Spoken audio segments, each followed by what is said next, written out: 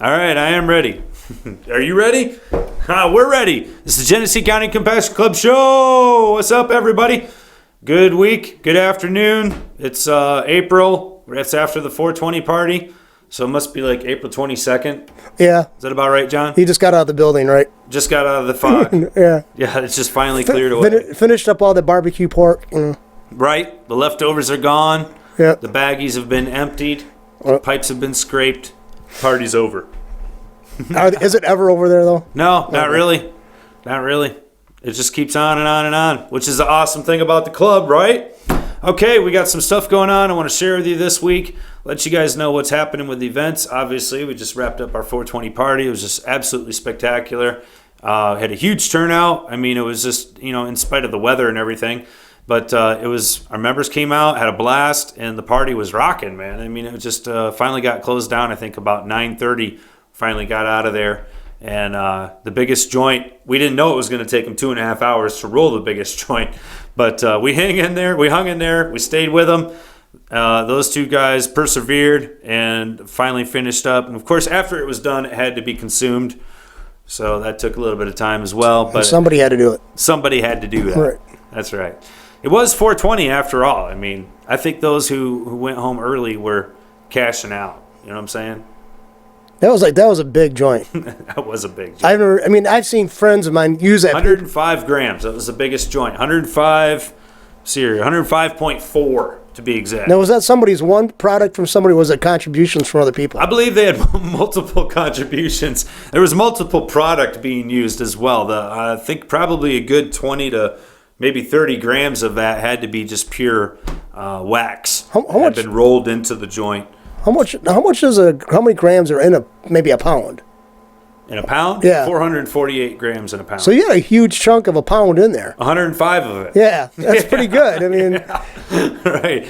Nearly a QP. It was just shy of a QP, actually. So, and it was funny because a few folks didn't know that we were going to have the biggest joint contest. We ended up, through a fluke, having it, and so that's why they had to roll on the spot. So at least we had some people participate, and of course they were rewarded. They got the big trophy cup. I think Tom took it home, so congratulations to him. They are the biggest joint roller for 2015. So I also want to mention Will. Will was our best overall joint roller. He rolled a beautiful, monstrous joint, and it was a tough pick. Definitely got to say that. But he was the overall champion for 2015. And our fastest was Tiffany at 6.34 seconds. So if you need a joint done quick, she's the girl to see. 6.34 seconds, get her done. That's fast. All right. 420 party was fantastic. Thank you guys. Just want to say shout out to the staff. You guys made it rock. And everything was smooth. They didn't have any ambulance trips, at least none that I know of. Of course, there was no incidents with, law. We didn't, offend our neighbors or anything. So, all in all, I'd say it was overall great success, and just give a big thank you to our staff and our members, of course, for making it happen. You guys do it, man. It was freaking sweet. That's what it was. All right, coming up, here's our events. We've got the Soup Kitchen going on. It's just 2 days from now, this Friday. So be there, be square. We're going to be serving it up here over at the North End Soup Kitchen here in Flint, and we'll be glad to be doing that here again. This is 2 days from now, so hopefully you'll get time to see this and get time to volunteer. So need a handful of you out there. You get fed and you get to serve, which is awesome. All right, what else we got going on here? Oh yeah, I wanted to mention something else from our 420 party. We have, of course, always have our 420 Member of the Year. And this year, I definitely want to give a big shout out to our 420 Member of the Year 2015, Mahar. You guys know him as Muhammad. This is the man with a shatter. He sits in the back and he rocks it. 420 Member of the Year. Thank you, sir. We salute you. You also happen to have, as you well know, and just so everybody else knows as well, you had the highest concentrate winning in the cup for our testing cup. It was over 89%, folks. Remarkable results. Over 89% pure cannabinoids, and I think it was a pretty good split of CBDs and THC, if I do recall, which I don't recall much from the party, I'll tell you that. We were just talking about that, John, and I thought I had more pictures than I did, but I don't. I don't know what happened there. I was like, yeah, here's a picture of all the joints. Also, yeah, our most creative joint roller, Robert, this guy took it off the shelf, tore it apart, put it back together as something totally brand new. I mean, it was phenomenal. He rolled Michael Jordan literally into a joint with the Nike shoes and all, the 420 jersey. The winner of the most creative, hands down. It was just purely spectacular. And also, I saw after the party that he went ahead and had rolled quite a few other entries that I didn't get to see as part of the contest. I was kind of upset about that. I wanted to see those, but folks, that man's got some serious talent, and hopefully you got to see some of his other works. I think there was a flower. There was like some kind of a wood handle but it wasn't wood. It was made out of a raw box. It had joints in it. Some really cool stuff. Almost looked like a guitar handle to me, but man's got some talent. It was sweet stuff, sweet rolls all around. I think there was a jet that had some like afterburners in it, and they all smoked. It was tested, believe me. But no, good stuff. So thank you again. I just can't get over it, man. The 420 party's huge. I don't think people outside of the cannabis community really realize. I think this year they were starting to. I know that there was a lot of different programs on, major networks that were talking about 420. Not just your typical late night TV talk show host, but a lot of different places were talking about 420. And I saw. Yeah, CNN did a lot of shows back to back. Yeah, just Weeds programs. 1, Weeds 2, Weeds 3, and then also High Profits that centering on Colorado. Yeah, they had a couple networks like CNN had a couple like premier news events or premier shows that they put together just for 420. So I mean, it's definitely being recognized as a real holiday, a real thing. I saw aerial photos of Denver and the entire Capitol area lawn was just like consumed in a cloud of smoke. So it's for real, folks. If you don't know about 420 by now, you're just living in a cave. And I got to see this one thing. You guys got to check this out. Look up Bill Maher. I don't know if you guys are a fan or not, Mahar, but he did a bit on his show about 420, and he read this book. And I don't want to rip it off or try to even copy it or anything, but you guys got to check this out. It's called 'Twas the Night Before 420. It is flipping awesome. Just like the Christmas poem, 'Twas the Night Before Christmas, obviously. 'Twas the Night Before 420. Look it up, check it out. I'll try to find that on YouTube, and I'll put the link on when I put this up. Oh, excellent, John. Thank you. It's hilarious. It might be something you want to grab for yourself and put it on your bookshelf, maybe a coffee table item or something like that. But it's awesome. All right. A lot of good things happening on 420. It's neat to see it being finally recognized. It's not really a closet thing anymore. And it's still kind of funny. It's kind of like a urban myth as to how it all got started. I know we've got people from our own club that swear that they're the ones who started 420, and I'm sure there's people like them all over the country that would attest to the same thing. I myself found out about 420 probably about, I'm guessing now it was maybe 15, 20 years ago, but I was out playing disc golf, and lo and behold, there's the picnic table spot at the local number 4 hole. My buddy's like, hey, here's the 420. I'm like, oh, what are you talking about? He's like, here's where we sit down. It's where we sit down. We're going to smoke a joint, I'm like, oh, right on. This is the spot, huh? He's like, yeah, it's the 420. I'm like, what do you mean 420? He's like, that's what it means. Like 420 right here. We're 420. I was like, okay. So, I mean, whatever it means to you, to me, it means marijuana. Well, one explanation I had is like college kids who can congregate after class in their dorms and get high. That seems then some to be people the on the date, story that most people are recognizing is that it was some group of students, whether they were college or high school or whatever in California. Yeah. That was their meeting time, similar to like the tea time, people used to have. And high tea, and they had the so exactly. But I've heard about 12 years ago. I was talking to somebody. They were in college down south. Yeah. And they talked about it. So then they told me it was about Hitler's birthday, and I went, okay. And right. There's something you want to forget about anyway. Yeah, it's like what better way to forget about something? Yeah, but so I think where you're out of class around 4:20, you're with your friends in somebody's dorm. I think that's probably more. I think that's probably a good explanation. Yep, class is out at 4, so they met at 4:20, and then that's what they did. So it seems logical. But at any rate, we know how to celebrate it. We know what it means to us. That's for sure. Our 6th annual was a blast. And all right, let's talk about something else. What else is going on? I'll tell you what's going on. Read the paper. You guys been listening to this? It's the Flint Ordinance. I guess people weren't paying attention, apparently, but some businesses now are being affected in the area. Actually had a Flint reporter try to call the club and ask for us to make comments. And, I mean, quite frankly, if you want the news, tune into All Points TV. You'll get the news here better than you will anywhere else. But at any rate, yeah, there's an ordinance in Flint. Hello, it's not news. It was passed back in September. I looked it up. It was September 23rd of last year. And it was something that had been talked about for quite a while, so it wasn't like, surprise, here's our ordinance. But at any rate, that's when it went into, or when it was passed. I'm not exactly sure when it actually took effect, whether it was like 30 days from that date or whatever. But, certainly now it's quite a bit of time has passed, and you would assume that it would be in effect. And I think, at any rate, it's not a bad ordinance. I mean, it does have a $5,000 license fee. We talked about that on the show here. So this is something we've covered in the past. And now what has happened is that the Flint police, under the order, I assume, of the Flint City Council, are enforcing their zoning ordinance in regards to this medical marijuana ordinance that they passed back on the 23rd. So we're talking about the city of Flint, businesses that operate within the city of Flint. And, as you well know, the Genesee County Compassion Club is in the Richfield Township. Or not Richfield. I can't believe I said that.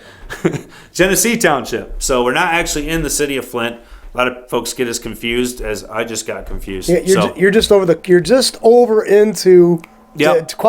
It's weird the way that whole area is carved up. You're over here, you turn the corner, you're out of that. You're in really Burton, and you go around here, you're in Flint. So, yeah, we are kind of in that little no man's land, basically. Corner, no man's land. But yeah, we are in Genesee Township. We have our own ordinance. Anyways, don't want to get off track here.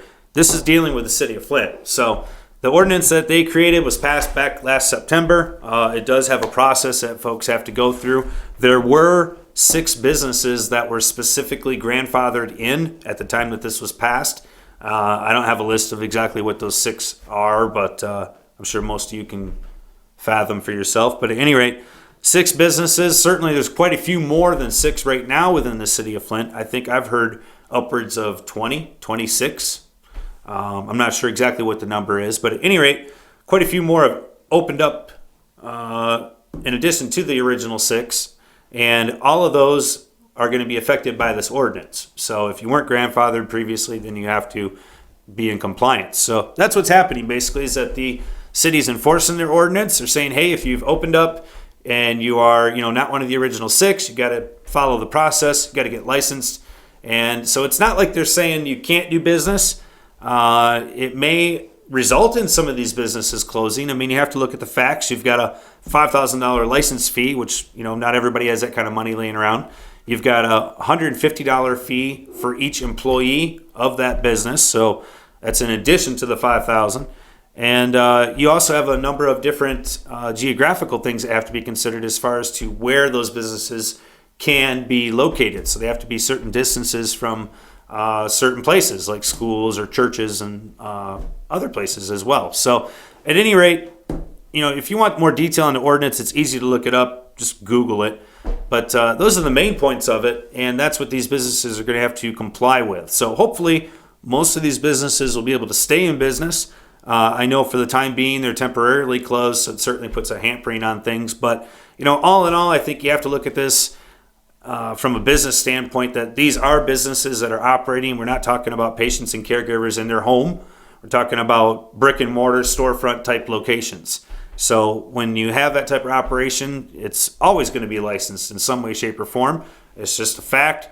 And I don't think there's any type of storefront, commercial, whatever businesses out there that aren't affected by an ordinance in some way, shape, or form. So at any rate, I think it's good that we have a city body of government that has gone forth and created an ordinance that is conducting this process. And I think really it's a step forward in the business. It's legitimizing the businesses that are already here and allowing a process for additional businesses to become legitimate. And I think that's a good thing. You look at other areas of Michigan where they're not being recognized, where they're still saying that they're criminal, that they're illegal, that they're not permitted, which is completely false. The law that was passed back in 2008 certainly has enough room in it for these types of businesses to operate, to conduct business in a responsible manner, and under the wording of the current state law to be complete compliance with it. And so I think that our city has seen that and has moved forward with their own licensing process that they deem is necessary. I think that that's a progressive type thinking body right there. I think that's a good thing. It's allowing for growth, which is what the city needs, and it's allowing a process to make sure it's done in a responsible manner. I think it's a good thing. I don't know about the licensing fee. It seems a little extreme to me. I don't know any other businesses out there that have that type of a licensing fee associated with it. John, are you familiar with? No, that's something they pull out of, you know what, because let's face it, they assume that you already got a business going on and you don't want to go legit, so you already have the money in your pocket. Well, I mean, whatever, they're assuming that this should have a licensing fee associated with it. And I agree that almost every business out there already has a licensing fee, but let's say, for instance, that, in place of this business, they were opening up, let's say, a grocery store. What would the licensing fee be for that, do you think? Well, there'd probably be other charges attached to it, but probably not a $5,000 strictly limited, licensing fee. Just because they're there. Yeah, see, it's like basically... Because this doesn't exempt them. Like, let's say, for example, that these businesses get this licensing fee. It's not going to exempt them from having to go get their plumbing be licensed, having their restrooms up to date, their parking lot, the entryways, all those other things that have to be in compliance. It doesn't exempt them from having to go through those licensing fees. This is in addition to those. This is America. This is the home of the tax and the fee. Tax and the fee. Yes, you're absolutely right. Not the land of the free, but tax and the fee. The fee's excessive, is what I'm saying. I don't say that they're. What's a cash-strapped city? Let's face it. If they can find ways of selling their family members off, they would do it. The only reason I'm saying it is because it's like discrimination in a way, John. Well, it's very discriminatory. I don't know that it's fair, though, because it's disproportionate to any other type of fee that's associated with even sin tax. Like if we look at, like for instance, you've got a lot of different adult establishments here in the city of Flint. You've got places that sell liquor and tobacco that have these sin taxes that we've already accepted as society. And you look at the proportionate ratio there of tax to the cost of the product itself. I'm saying this is disproportionate. Well, it's like, we got more colloquially called titty bars in town than we do schools. Do they have a $5,000 licensing? I don't think so. Or basically, maybe this is one. Maybe they do. Maybe there's a transparency here because basically they're saying, here's what we require up front. We're not going to tell you how much we require behind the scene, to pad our pockets ourselves. I mean, that goes on too. And if anybody denies that, they're an idiot, okay? But John's giving you the real info here. It's like, well, you ever watch Back to School with Rodney Dangerfield, and he was sitting in a business class, and he used to, this guy said, we're going to build a warehouse here. And he said, no, what you do is you rent it for this much per square foot, and then you got to get this clearance, so you got to pay off this guy and pay off that. That's not how we do business. And that's what the professor is saying. And Rodney Dangerfield had been a multimillionaire who had been in the business world for decades, Right. So I mean, let's face it. My grandparents taught me that a long time ago.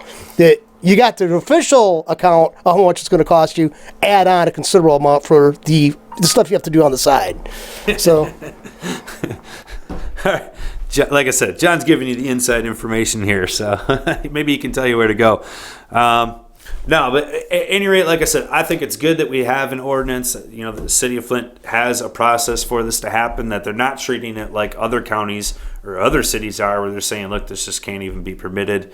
The state has to do something. No, the state doesn't have to do something. It already has. The people who run this state, its citizens, already have. And I think that that's enough to go on for the cities to establish then how it should be conducted within their community. That's the way it should be. So good stuff. We're not affected by it here at the club. When my dad a lot used of to, folks wonder, we're not. My dad always said when you went to the doctor and he gave a prescription, you went to the pharmacist. Yeah. Well, you couldn't read the scribbling. What it actually was deciphered into to the pharmacist saying, "I got mine, I'll get yours." So basically, that's what we'll give you a business. We'll let you have this type of business, but now you got to pay all these other people. Oh yeah. Yeah. So that's all it's about. And it's all it's about. Just those kind of hurdles would be just easily cleared if you had a big bankroll. Yep. Well, and that continues to remain a problem, John. They don't allow us to do banking. I'm sure the city takes cash, though. See, that way they got a way out, so they can actually say, "Oh, you did this," and that might be considered on the murky area of the law. So that's they always want to set you up for a fall. It's all what it's about. Well, this here that we're talking about, this is a straight up fee. I mean, you're going to be writing checks to the city, I assume, or bringing them Benjamins, 5,000 of them. But at any rate, at least they have a process. And I got to say also that in light of that, other states have fees and they're 20, 30,000. So it could be worse. Could be worse. All right, what else we got going on here? Let's see.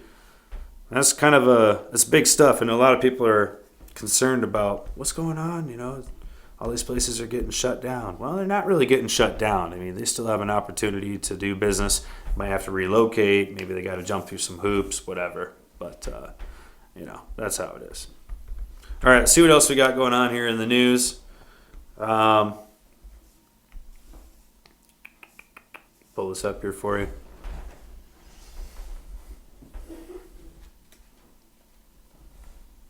Oh, yeah, definitely wanted to mention this. Michelle Leonhardt, the DEA, resignation is what we need to mention there. She has resigned, and she was not a friend of medical marijuana by any means. Obviously you can imagine. Dan Riffle, he's the project manager for Marijuana Policy Project. He says, we're happy to see her go. I know Dan. He used to be our representative here for this region, and Michigan was included in that. He's a very nice guy, so he's always kind of careful with his words. And for him to even bark out that kind of comment. But it's no joke. I mean, this lady here was no friend of medical marijuana. She did not respect states' rights, continued to push the DEA in the wrong direction. And hopefully her being removed from office will allow someone to get in there that has a more moderate tone. So we'll see. To give you some examples, I'm reading here from Time. It says here, Leonhardt has been a major hurdle in the effort to reconsider marijuana as Schedule 1. The agency rejected a petition to reschedule marijuana in 2011. And according to Drug Policy Alliance, the agency spent about $100 million in 2012 alone on enforcement regarding medical marijuana laws. So obviously not a friend here. All right, let's see if there's anything about her getting replaced. Nope, nothing yet. So have you heard anything about that, John? No, I haven't heard that one as a new one. I mean, I know that there's a person behind it that was in the DEA that was, it was basically, they weren't doing, they're not on board for, I don't understand this. I mean, this country is supposed to allow people for actually have a hand in setting our own laws up. And once the law is established or a move towards it, these people, they're so defiant with our money and they throw away our authority. They piss on it, basically, and I just don't understand anybody who a public official should be more accommodating and saying, this is my personal opinion, but this is what I got to do as a job. And these people keep on, like Chris Christie, okay, for example, said there's going to be no medical marijuana under his watch. How dare he stand against the American population? And he's Michigan alone. Yeah. What was it? 65% voted for this initiative. That's now you're enjoying part of it. And these guys are saying, I'm not going to allow it. When the hell did you become a effing king? You do not have that power. You're supposed to be a public servant and do what we tell you to do. That's indicative of what his mindset is. I don't want that SOB anywhere near the presidential seat. That's exactly right, John. That attitude right there portrays somebody who has an agenda. And the president is somebody who should be representing us, not having their own agenda. So I couldn't agree with you more, John. You're preaching to the choir, man. All right, this is in Pennsylvania, next to New Jersey, Blue Jersey. A Pennsylvania Senate committee voted to send an updated bill that would legalize medical marijuana to the full Senate and also includes safeguards to prevent abuse. Blah, blah, blah, blah, blah. Says the governor he will sign it if it gets to his desk. So that's pretty cool. I'd like to interject here. I know I don't want to commandeer your show, so just tell me to back off. But if this question out there, what do these bureaucrats think they have information, the inside information that the rest of us are lacking, that makes them such omniscient experts in everything? I'd like to know that. I'd like to know that. I mean, it's like, look, we've looked at the same damn studies. We've heard the same testimony you have. How can you come up with conclusions totally different and refuse to even acknowledge that there should be a change in policy? I mean, it just that angers me. I mean, it's just like, they act like we can't tell you because you're going to handle the truth. It's like, no, I think we got a good grasp on it. You're a bunch of people who are failing to follow our orders and our dictates. You should be out of office. Yeah, you should be in prison. You're not kidding. They should definitely be out of office. But that's the thing, John, is it's our responsibility to do that, and most of us won't get off our duffs and do anything about Well, it. the thing is, once you get a new group of people put in there, it seems like they're infected by the people who already had the hands on the people before them. Oh, sure they are. I mean, it's like, and you can't do just voting the figureheads, the people that changes on the signs outside people's yards. Those that might change, but the people running the actual government itself, those don't change for decades. no, Yeah. no, they can't. All right. Well, I appreciate John's rants because I tell you what he's saying is it's absolute truth. I mean, but like I said, you got to get out there and do something about it. So, and this is a reminder, since we're talking about doing something, we do have an election coming up here in the state right here in the beginning of May. So don't forget about it. Make sure you're registered to vote and make sure you mark it on your calendar so you can go out there and decide whether or not you want your taxes to go up or down, whether you want your roads to be better or not. It's up to you. Read it for yourself. I'm not going to tell you what to do. All I'm going to tell you is please go vote. All right? All right. Enough of that. One more story I want to share with you before we take off. This is our next state over, but it's our next state closest is Ohio. So it sounds like we got off track there, John, but we're back to it. Pennsylvania looks like they're moving forward. They got their own legislation going on. Governor says it's a go if it gets to his desk. So good for Pennsylvania. As far as details to the bill right now, I don't have a whole heck of a lot for you. I have been heard through the grapevine it's more of a state-run type of system, but we'll have yet to see when the cards get dealt. So we'll let you know more as we get to it. At any rate, Pennsylvania moving forward. Let's talk about Ohio. Ohio has all kinds of different groups in it. First, you have to understand kind of the makeup of what's going on in Ohio. They've had different types of groups for medical marijuana, for legalization, present in Ohio for years. Like Ohio Normal, for example, has been active down there for decades.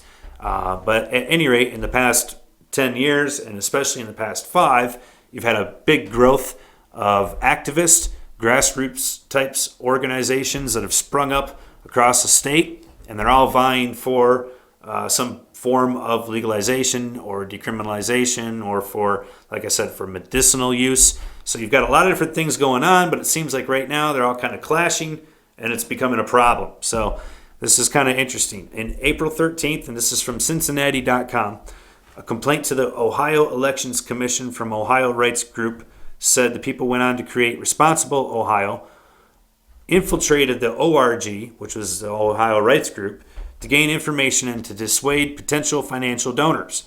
The complaint accuses Ian James and David Bruno of flying a false flag and promising to help ORG, then using the knowledge gained to build their own group.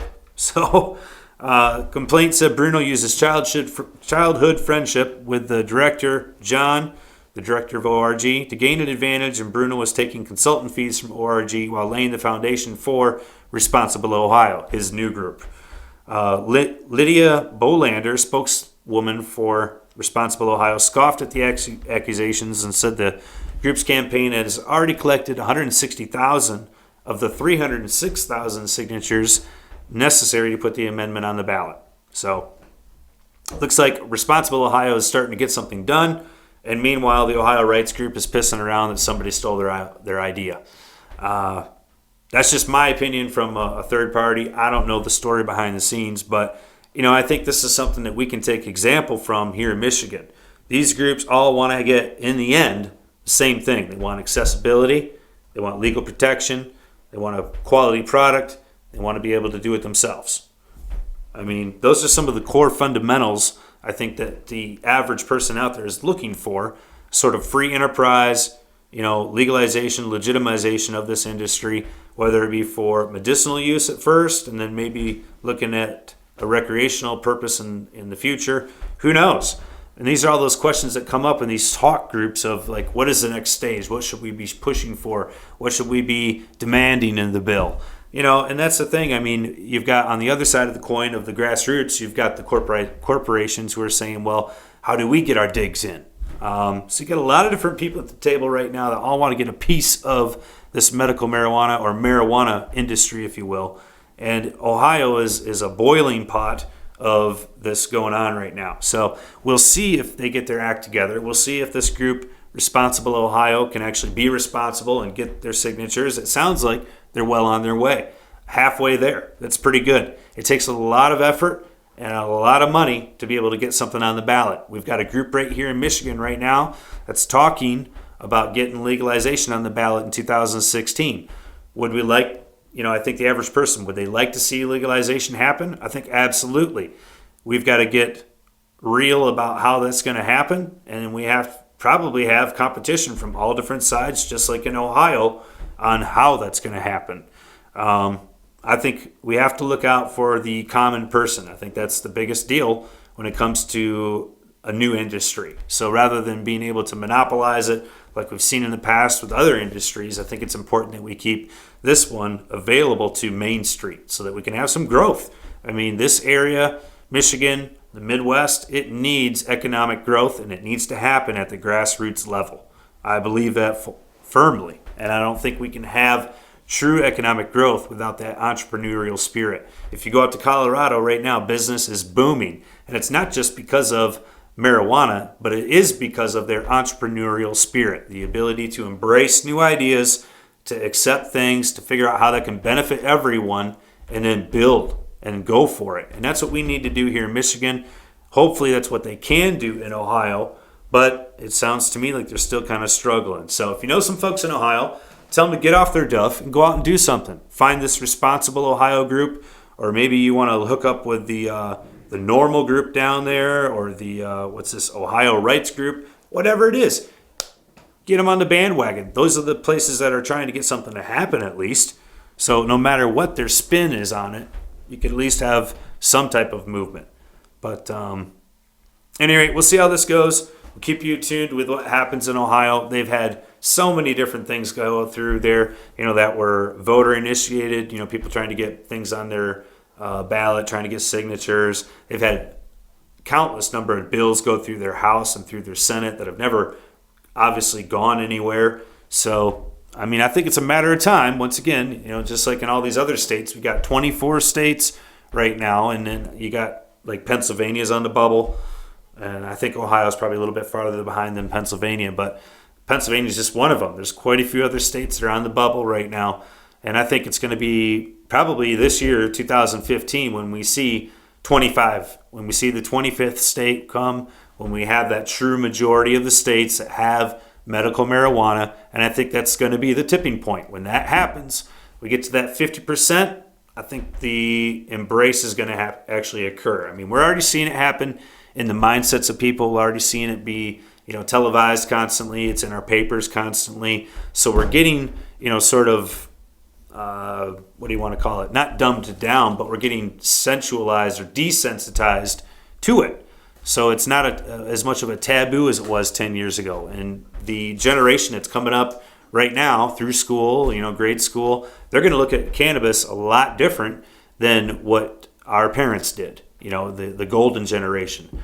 They have a totally different viewpoint than the 18-year-old today. So, and I think it's just going to continue to evolve, and hopefully it will expand. I hope that it expands and starts to encompass all different types of substances. Not that we'll have legal markets for cocaine or other types of illicit drugs, but that will treat them differently as a society. And instead of throwing people into prison and making the rest of us pay for their remaining miserable existence, let's get them some treatment. Let's get them some help. Let's treat it as a health concern instead of a criminal one. And I think when we can do that, that will be the real benefit, instead of having this method of incarceration for everything when it comes to substance abuse.